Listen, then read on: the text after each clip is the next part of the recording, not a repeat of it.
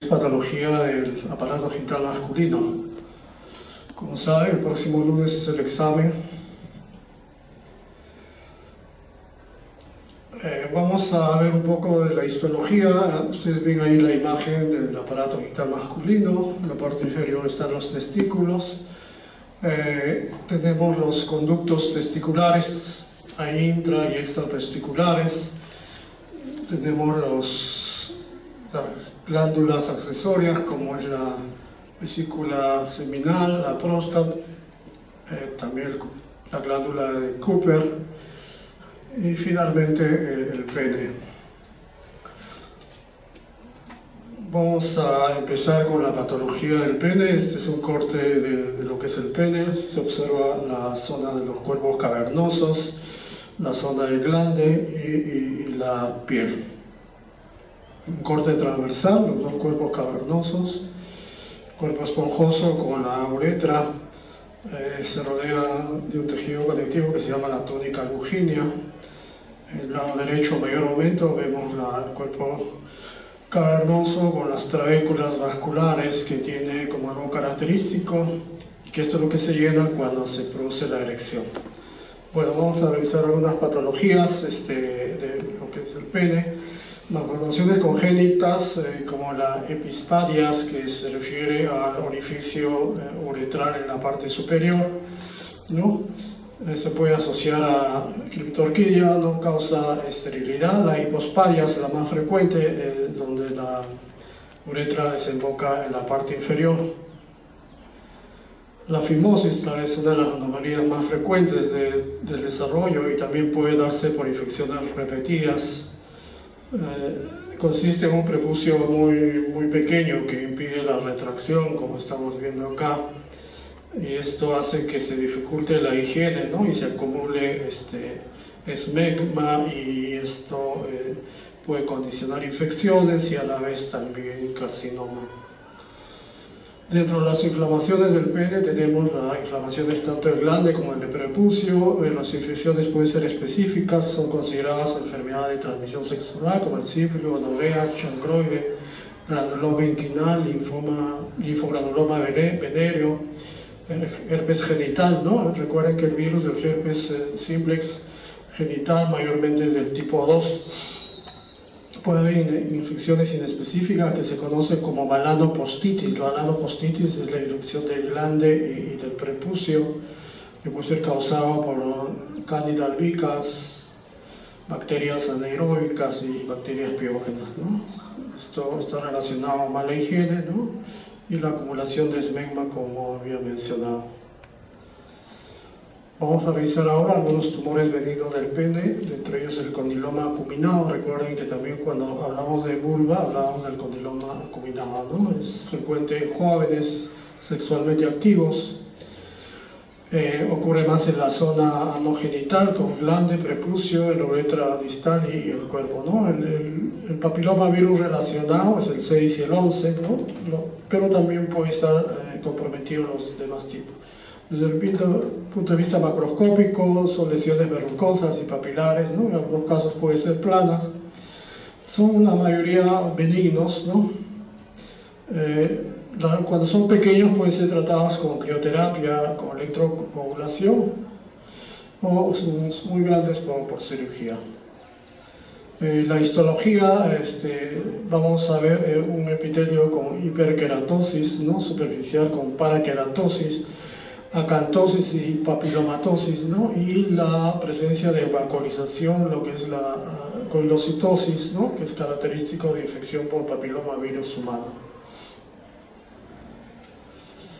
Los tumores malignos del pene se refiere al carcinoma in situ. En este caso está asociado a papilomavirus tipo 16 en un 80%. Bueno, vamos a hablar primero de la enfermedad de Bowen, ¿no? Que eso ocurre en mayores de 35 años, afecta tanto la piel del pene como del escroto. Macroscópicamente podemos ver unas lesiones solitarias, ¿no? Blanco-grisáceas, bien sea en glande, en prepucio, puede verse también como lesiones aisladas de color rojo brillante. Desde el punto de vista histológico, la presencia de células epiteliales disqueratóxicas y con displasia, ¿no? con mitosis encima de la capa basal, por supuesto, llega casi hasta la superficie, ¿no? Pero la característica cuando hablamos de carcinoma in situ es que no sobrepasa la membrana basal, ¿no? Esto puede llevar a transformarse en cáncer invasivo más o menos en el 10% de los casos. La eritroplasia de KRAT es exclusivamente en hombres no circuncidados, ¿no? Ocurre en la zona del glande, en el sulcus, ¿no? y en la parte interna del prepucio, como estamos viendo acá. Se manifiesta como lesiones de placa rojo brillante, ¿no? Muy bien delimitadas. Entonces, esto es característico de los que no han sido circuncidados. Las papulosis boenoide se refiere a una lesión que es más frecuente en jóvenes sexualmente activos. Aparece como lesiones papulares de color rojizo o marrón, que pueden ser múltiples y pequeñas en glande, en el cuerpo mismo del pene, ¿no? Incluso en la región inguinal. Nunca va a evolucionar a carcinoma, en muchos casos regresiona. Ahora vamos a hablar del carcinoma epidermoide del pene. Desde el punto de vista epidemiológico, representa el 10 al 20% en países como en Asia, África, Sudamérica. La edad media 60 años. La circuncisión protege contra el carcinoma. Aproximadamente el 50% está asociado a papiloma virus 16 y 18, así como ocurre en el cáncer del cuello uterino. El consumo del cigarro incrementa el riesgo. Desde el punto de vista clínico, son lesiones papilares, exofíticas, puede haber ulceradas también, puede haber invasión del cuerpo y la uretra, puede haber metástasis inguinal en los casos ulcerados avanzados, ¿no? Bueno, esta es la lesión macroscópica, comienza en la zona del glande y puede invadir la zona del prepucio. Hay dos patrones, uno que son las lesiones papilares y el otro son las lesiones planas. Las lesiones papilares, como ven ustedes, simulan condilomas, incluso de aspecto de coliflor. En el caso de las planas, lo que se ve más que nada es un engrosamiento del epitelio, ¿no? Y con ulceración. El carcinoma verrucoso es una variante exofítica, ¿no? de baja malignidad, pero es raro la metástasis. Desde el punto de vista microscópico es como cualquier carcinoma epidermoide de la piel, ¿no? Y con diferentes grados de diferenciación. En cuanto al pronóstico y tratamiento, depende del estadio clínico, incluye radioterapia, quimioterapia, cirugía, ¿no? Igualmente depende de la invasión, del nivel de grado de diferenciación y si hay invasión vascular perineural, ¿no? Esto va a influir en el pronóstico. Eso sería todo con relación al pene. Vamos a hablar del testículo, desde el punto de vista histológico. El testículo se rodea de una cápsula de tejido conectivo que se llama la túnica Purkinea. A partir de ahí se emiten unas trabéculas, unos septum que divide al testículo en lobulillos. En cada lobulillo vamos a encontrar de 2 a 4 túbulos seminíferos, ¿no? Bastante enrollados. En esta parte están los conductos intratesticulares, después vienen los conductos extratesticulares como el epidídimo, el conducto deferente. Desde el punto de vista de la histología de los túbulos seminíferos, hay una lámina propia, que es un tejido conectivo, como una membrana basal. Después vienen las primeras células, que son las espermatogonias, los espermatocitos primarios, los espermatocitos secundarios, espermátidos y espermatozoides. Esto que ve usted de color amarillo, que abarca todo el epitelio seminífero, es la célula de Sertoli.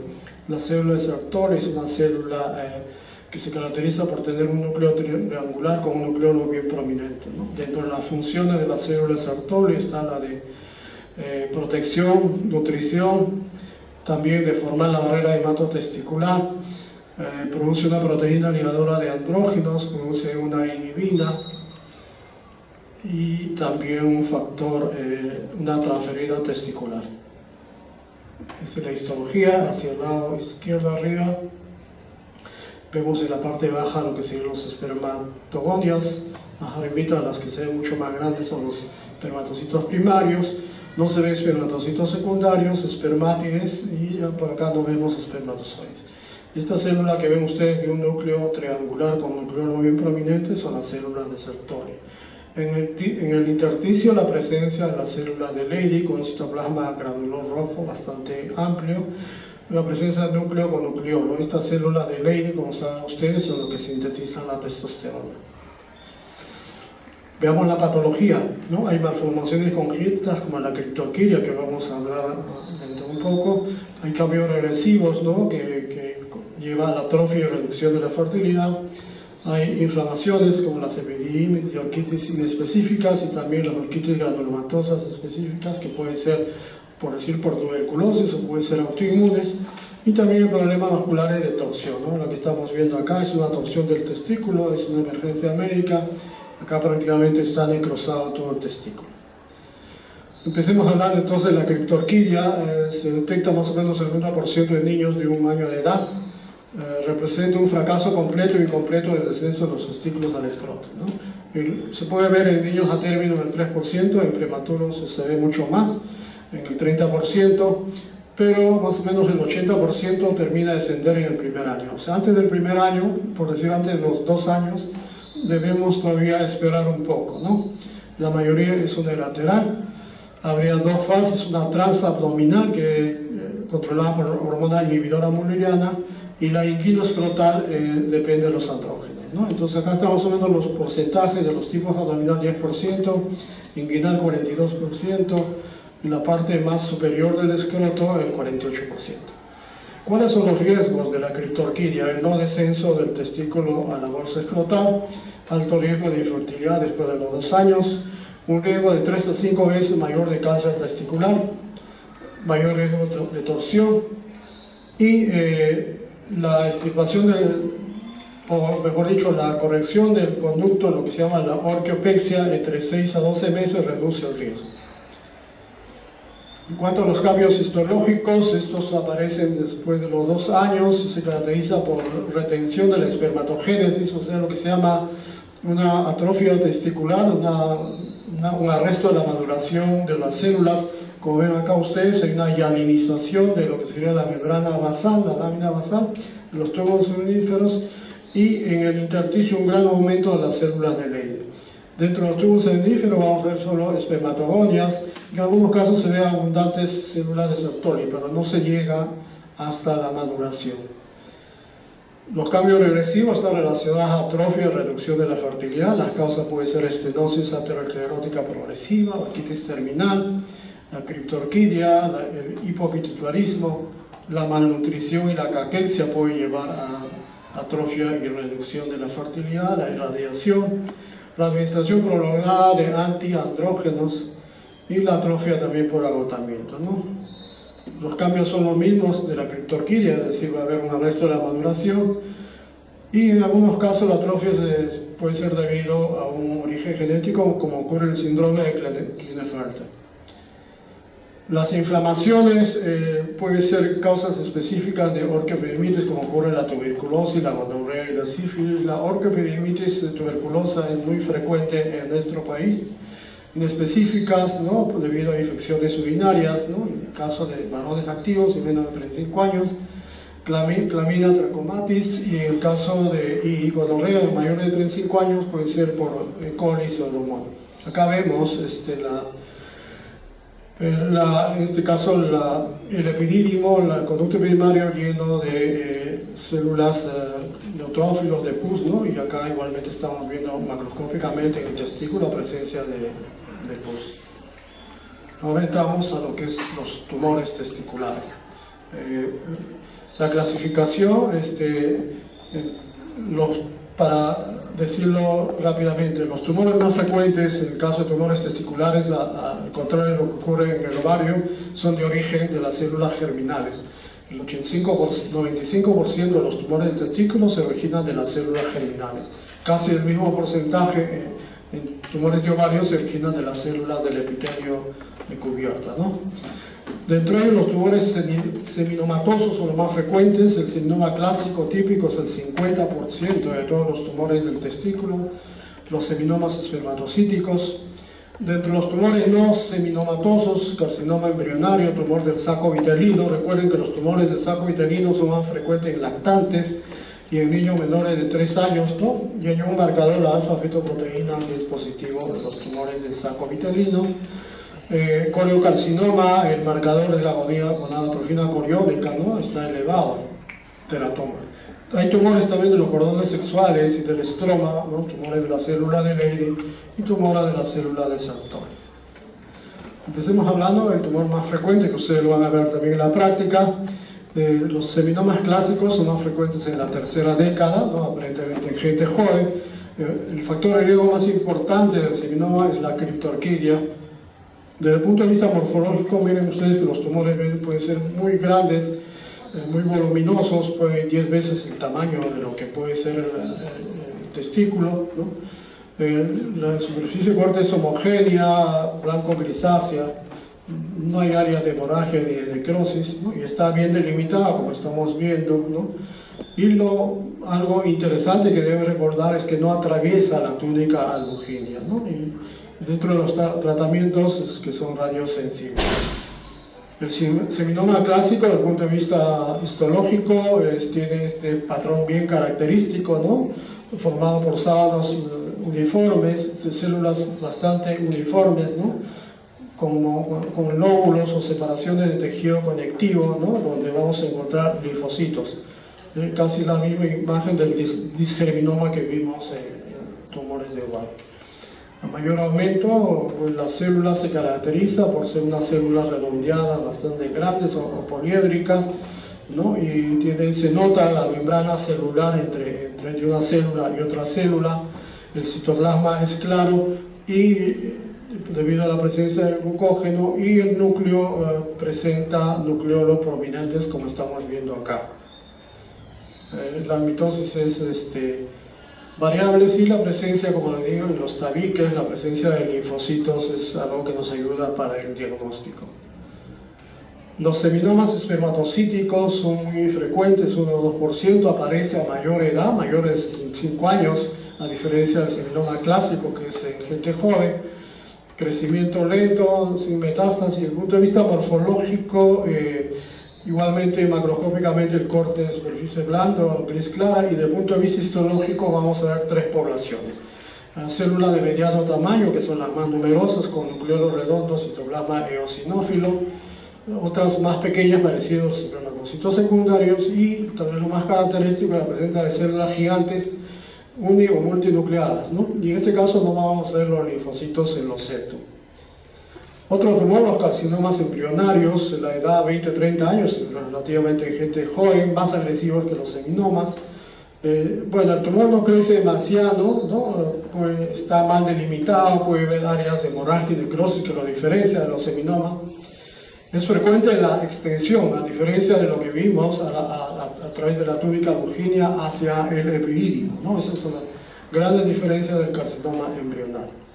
Desde el punto de vista histológico, las células crecen actuando patrones alveolares, ¿no? Y algunas veces papilares, ¿no? Puede mostrar sábanas de células bastante indiferenciadas, de aspecto epitelial, como vemos en algunos casos, ¿no? O pueden ser anaplásicos con núcleos hipercromáticos y nucleolos prominentes. El siguiente tumor, los teratomas, como vimos también en el ovario, son tumores testiculares que tienen varios componentes celulares de diferentes capas germinales, ¿no? Estos se presentan a cualquier edad. Desde el punto de macroscópico, 5 a 10 centímetros, aspecto heterogéneo, hay zonas sólidas, cartílago, quistes, como vimos en el otro teratoma. Microscópicamente vamos a encontrar la presencia de tejido neural, la presencia de fibras musculares, islas de cartílago, de epitelio, ¿no? Igualmente un estroma fibroso y mixoide. Este es el tumor de seno endodérmico o también de seno sacovitelino. Es el tumor más frecuente en lactantes, recuérdense, en niños menores de hasta 3 años, ¿no? No están encapsulados, tienen un aspecto mucinoso. Histológicamente está compuesto por una red de células cúbicas aplanadas, además puede haber estructuras papilares como estamos viendo acá. o cordones sólidos también, como vemos en algunas zonas. En el 50% aproximadamente de los casos vemos estructuras que parecen los senos endodérmicos, que se llaman los cuerpos de Schiller-Duval, ¿no? Que tiene este aspecto glomeruloide, ¿no? Como si fueran glomérulos. Lo otro característico, bien sea dentro de esto o fuera, vamos a encontrar un material hialino y eosinófilo que contiene el marcador que es la alfa-fetoproteína. El coriocarcinoma es el tumor más maligno, ¿no? Y menos del 1%. Desde el punto de vista morfológico no causa aumento del tamaño testicular, o sea, puede ser un testículo de tamaño normal y dentro está el tumor. Por lo tanto son nódulos muy pequeños, menos de 5 centímetros. Son frecuentes las áreas de hemorragia y necrosis.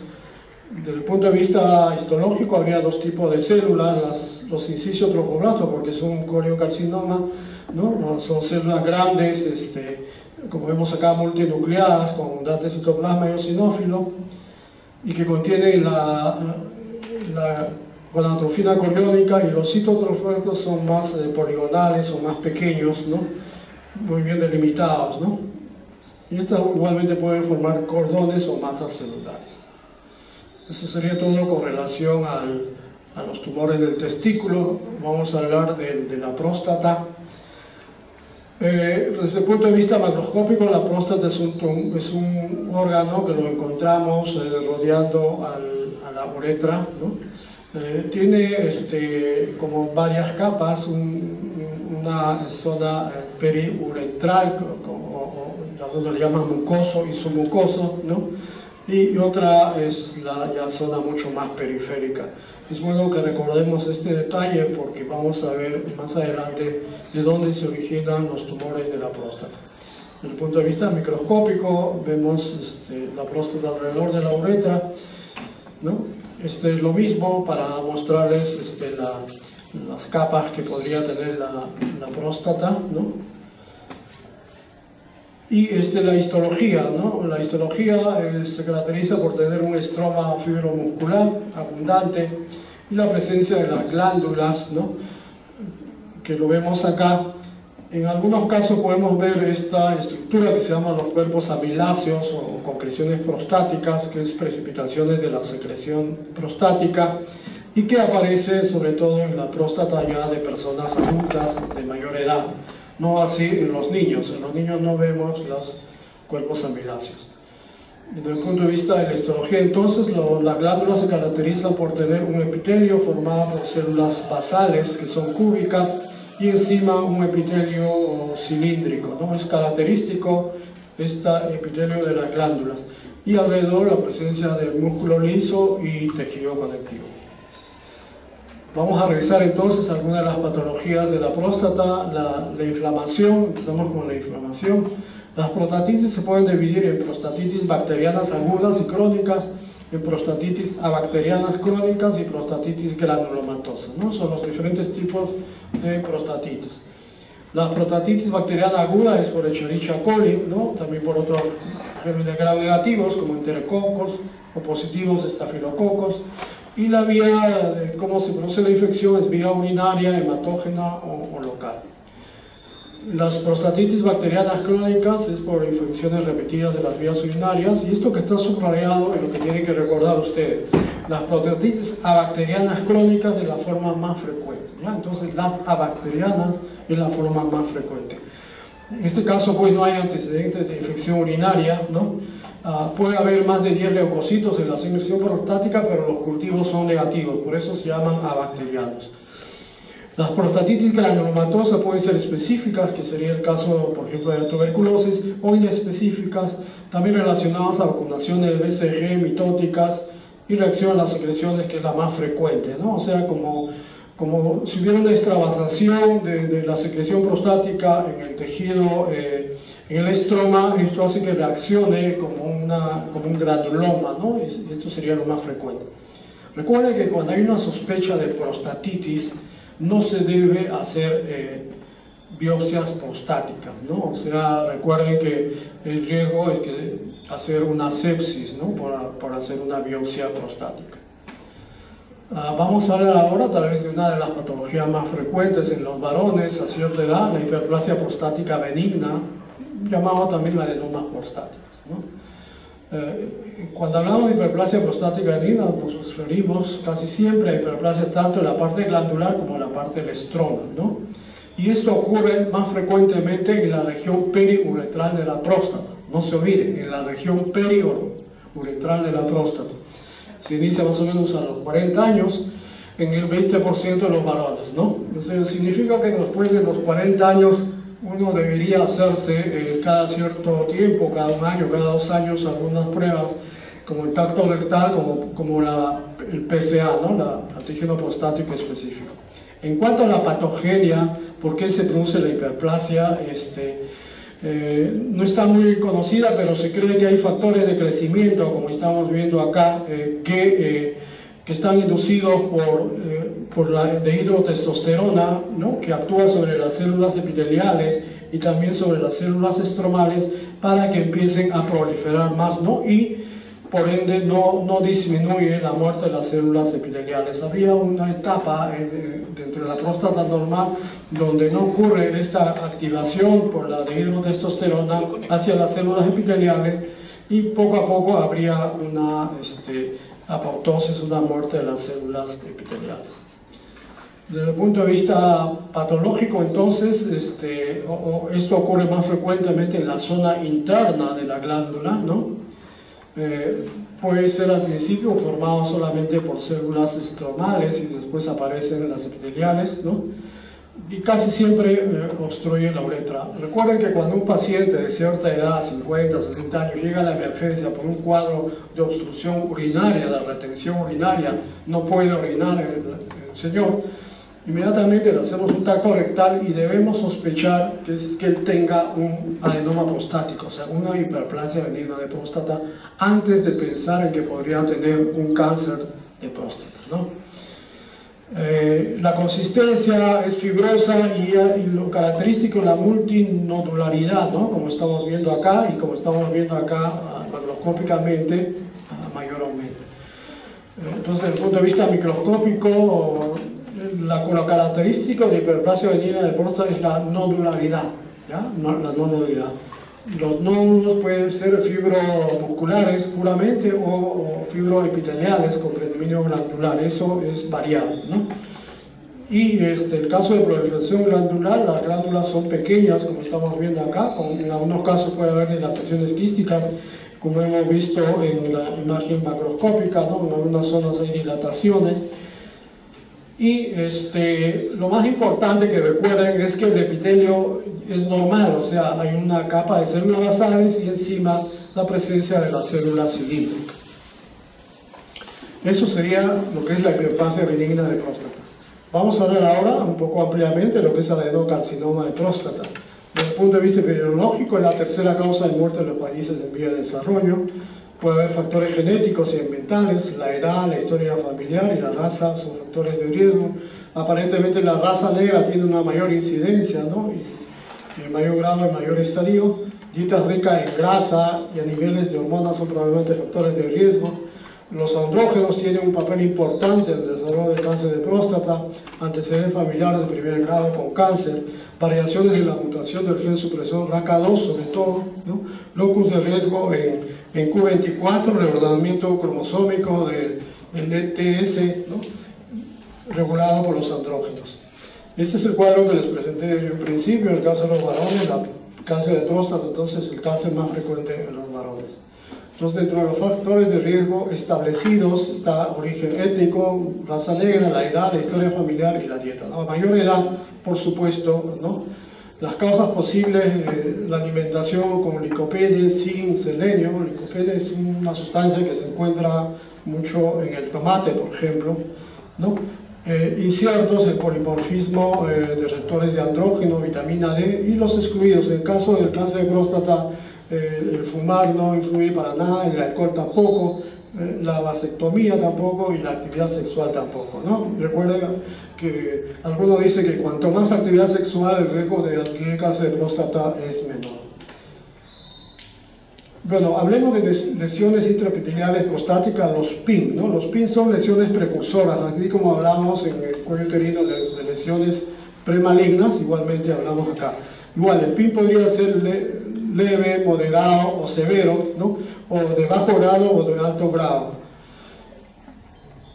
Una característica importante es que el epitelio va a ir variando, ¿no? Tanto a nivel de las células superficiales y la desaparición de las células basales. Miren ustedes, conforme va yendo a alto grado, desaparecen las células basales, ¿no? Entonces los PIN de alto grado se define como acino prostático texturalmente benigno, ¿no? Con células atípicas, o sea, todavía podemos ver las células basales en este estadio, ¿no? El diagnóstico puede ser subjetivo y uno de los problemas cuando uno hace una biopsia de próstata, incluso puede ser con ecografía, que no siempre los uropatólogos concuerdan con el diagnóstico. Para algunos puede ser de alto grado, de bajo grado, ¿no? Habría un marcador inmunistoquímico que es la alfa-metilacilcoenzima A racemasa, ¿no? Que sería positivo y que tendría una alta sensibilidad del 80 al 100%. Entonces este es el marcador, ¿no? Cómo se marca, y acá cuando está positivo hablamos de PIN de alto grado. El riesgo de cáncer está en el 31%, o sea, progresa al cáncer casi en un tercio, ¿no? No hay parámetros clínicos que ayuden, ¿no? Igualmente hay riesgos mayores con la biopsia y después la rebiopsia, ¿no? Desde el punto de vista clínico, las cánceres de próstata mayormente, o los PIN son mayormente asintomáticos, el 70% se origina en la zona periférica. Recuerden, la zona periférica es el lugar donde aparece el cáncer de próstata, no en la parte central como es la hiperplasia benigna de próstata, ¿no? Cuando hay metástasis puede ya comprometer vejiga, recto, ¿no? Y causar hematuria y obstrucción. Recuerden que la obstrucción en cáncer de próstata es una etapa terminal, se puede decir, cuando el tumor ya es muy grande. Raramente exhiben síntomas cuando la metástasis, ¿no? La metástasis más frecuente que ocurre en el cáncer de próstata es metástasis ósea, sobre todo en la columna. Y el tipo de metástasis que ocurre en la columna origina lesiones osteoblásticas. Es una característica del cáncer de próstata, las lesiones osteoblásticas. La mayoría de los cánceres dan metástasis óseas con lesiones osteolíticas. En el caso del cáncer de próstata, las lesiones son osteoblásticas. Hablemos un poco del PSA, ¿no? El antígeno prostático específico. Es una glucoproteinina que tiene un peso de 35.000 Dalton. Y recuerden esto, es específico del órgano, o sea, el único órgano que produce PSA es la próstata, pero no es específico del cáncer, o sea, no le da especificidad. En otras palabras, si un PSA normal es menos de 4, cuando yo encuentro un PSA de 10, no voy a decir que tiene cáncer de próstata, y vamos a ver que hay falsos positivos, si queremos llamarlo así, ¿no? Normalmente, como ven ustedes, se produce en epitelio de la próstata, de la glándula, ¿no? Sale a la secreción, o sea, está en la secreción prostática. Pero cuando es cáncer, como estamos viendo acá, ¿no? Como esto produce mayor cantidad y el PSA pasa a la sangre, ¿no? Y por eso encontramos niveles elevados en la sangre, ¿no? Cáncer de próstata, el 25-90%, ¿no? Valor mayor de 10 nanogramos, la sensibilidad del 79%. En lesiones benignas, como las prostatitis, en la hiperplasia benigna de próstata, igualmente 30-50% pueden tener valores elevados, ¿no? Cuando hay eyaculación, o sea, nunca se le puede tomar una muestra de un PSA a una persona que ha tenido relaciones, ¿no? Un día antes, ¿no? O cuando se le ha hecho una biopsia, o se le ha hecho un tacto rectal, ¿no? No es el momento adecuado para hacerle un PSA, ¿no? Entonces el PSA es útil, es un útil tamizaje, pero por supuesto, unido o junto con el tacto rectal y la ecografía, cuando nos dice cuál es el gold estándar, o sea, cuál es la prueba más, la mejor prueba para diagnosticar cáncer de próstata. No es PSA solamente, tiene que ser tacto rectal, tiene que ser ecografía y biopsia prostática, ecografía dirigida y biopsia prostática, ¿no? Los niveles varían según la edad, la velocidad de elevación. PCA libre es una relación entre lo que es PCA libre y PCA total menos del 11%. Tiene un valor postquirúrgico, o sea, después de 14 días hay que medirle PCA y ver que ha bajado, ¿no? Útil para el seguimiento, ¿no? Cada 6 meses por 5 años. Y esta es la variación con la edad. Miren ustedes, menos de 40 años es normal que tenga menos de 3.5, entre 40 y 49 menos de 3.8, entre 50 hasta los 60 años, si queremos decir menos de 4. Miren, conforme va haciéndose cada vez más viejo, sus valores van subiendo. A los 80 años menos de casi de 7, ¿no? Es un valor normal, o sea, no es que el valor normal sea menos de 4, no, sino depende de la edad. Bueno, el cáncer de próstata presenta tipos histológicos: acinar, ductal, mucinoso, de células en anillo, ¿no? Basaloide, ¿no? De células pequeñas. Entonces, desde el punto de vista patológico, macroscópicamente la variante acinar es la más frecuente. El 70% de los casos surge de la zona periférica, no se olviden de eso, de la zona periférica, ¿no? Y de localización posterior, lo cual facilita, pues, con el tracto rectal, ¿no? O sea, cuando vemos el tracto rectal de una consistencia dura, ¿no? Casi pétrea, hay que sospechar cáncer. Cuando es una consistencia fibrosa, poco blanda y grande, hay que pensar en una hiperplasia benigna más que en cáncer, ¿no? Histológicamente, la mayoría son adenocarcinomas. Miren ustedes, esta es la zona del cáncer y esta es la zona normal. Comparen, creo que ustedes lo ven mejor que yo. Este es normal y esto es cáncer. ¿Qué es lo que estamos viendo, no? Puede haber patrones glandulares, ya en esa zona hay menos estroma, ¿no? Miren ustedes, back to back, espalda con espalda, ¿no? Y la presencia de una sola capa de células, que lo vamos a ver en la siguiente imagen, ¿no? Entonces la capa basal está ausente, ¿no? Al contrario de lo que sucede en las glándulas benignas, ¿no? Están más apiladas, miren ustedes, ¿no? Y carecen de ramificaciones, como vemos en la parte benigna, ¿no? Y acá vemos claramente, lo que está arriba es una glándula normal, con sus células basales y sus células cilíndricas. Y estos de acá son adenocarcinoma, ya una sola capa de células, ¿no? Con células con nucleolo prominente, miren ustedes los nucleolos, ¿no? Una sola capa de células, y la tipia, por supuesto, ¿no?